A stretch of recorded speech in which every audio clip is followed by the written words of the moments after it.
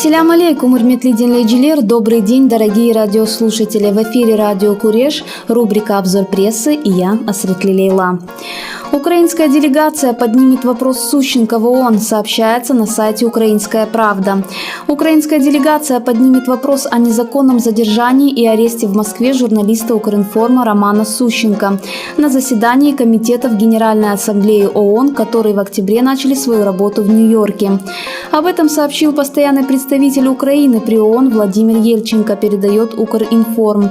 Сейчас начинается работа комитетов Генассамблеи ООН, и делегация Украины намерена поднять там вопрос о незаконном задержании в Москве украинского журналиста Романа Сущенко, отметил дипломат. Он уточнил, что речь идет о третьем комитете, который среди других рассматривает вопрос гуманитарной сфере, а также четвертом комитете, который сосредотачивается в том числе на политических аспектах. В частности, уже на следующей неделе запланировано заседание четвертого комитета, посвященное именно вопросам информации. Глава украинской миссии также сообщил, что в первые дни, когда стало известно о незаконном задержании украинского журналиста в Москве, МИД Украины обнародовала официальную позицию по этому вопросу. Она была немедленно доведена до руководства ООН и Совета Безопасности.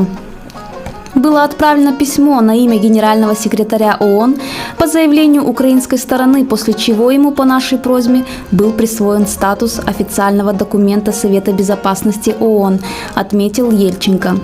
Он уточнил, что в этот же день письмо было разослано всем членам Совбеза. Полозов рассказал о скрывающемся в Киеве пострадавшему по делу Чийгоза, сообщается на сайте Крым Реалии. Адвокат Николай Полозов рассказал подробности о скрывающемся в Киеве пострадавшем по делу Чийгоза. На очередном судебном заседании по делу заместителя главы Меджлиса крымских татар Ахтема Чийгоза 6 октября сторона защиты предложила самостоятельно найти потерпевшего, который не явился в суд. Как рассказал адвокат Николай Полозов на своей странице в Facebook, 7 октября заседание началось с объявления 10-минутного перерыва в связи с выяснением обстоятельств неявки потерпевших, вызванных на этот день. После возобновления слушания защита заявила ходатайство о доставлении в этот день Ахтема Чийгоза в суд. Данное ходатайство суд оставил без рассмотрения, сказал Полозов. По информации Полозова, прокурор Супряга заявила о необходимости вынесения частного определения в адрес службы судебных приставов, которая, по ее словам, прилагает недостаточно усилий для доставления в суд потерпевших. Также суд зачитал заявление потерпевшего Худоносова, который сообщил, что переехал в Киев на постоянное место жительства и не может участвовать в процессе. Поскольку позиция Ахтема Чийгоза состоит в том, что все потерпевшие свидетели должны выступить в суде, где он может разоблачить их ложь, защита предложила суду предложить самостоятельные усилия в Украине по розыску данного потерпевшего. Этим я займусь в Киеве в ближайшие дни, добавил адвокат. В аннексированном Крыму судьям закон не писан, сообщается на сайте Куреш.Инфо. В аннексированном Крыму продолжается волна политических репрессий в отношении крымских татар, членов Меджлиса крымско-татарского народа. В оккупированном Крыму проходят судебные процессы над членами Меджлиса крымско-татарского народа, кроме того, с нарушением их права о ведении судебного заседания на крымско-татарском языке. Об этом сообщает глава ЦИК Курултая крымско-татарского народа Заир Смедляев на своей странице в Facebook. В Бахчисарае продолжает работу судебный конвейер по наказанию членов Меджлиса крымско-татарского народа.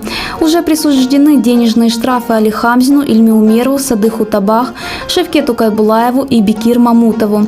Рассмотрение дел Эминии Авамилевой продолжится 14 октября, Мустафы Маушева 20 октября, Деля Веры Акиева 24 октября.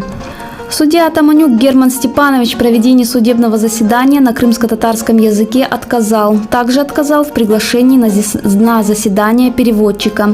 Таким образом, Атаманюк показал, что слова президента Российской Федерации Владимира Путина о небывалом статусе крымско-татарского языка остаются словами.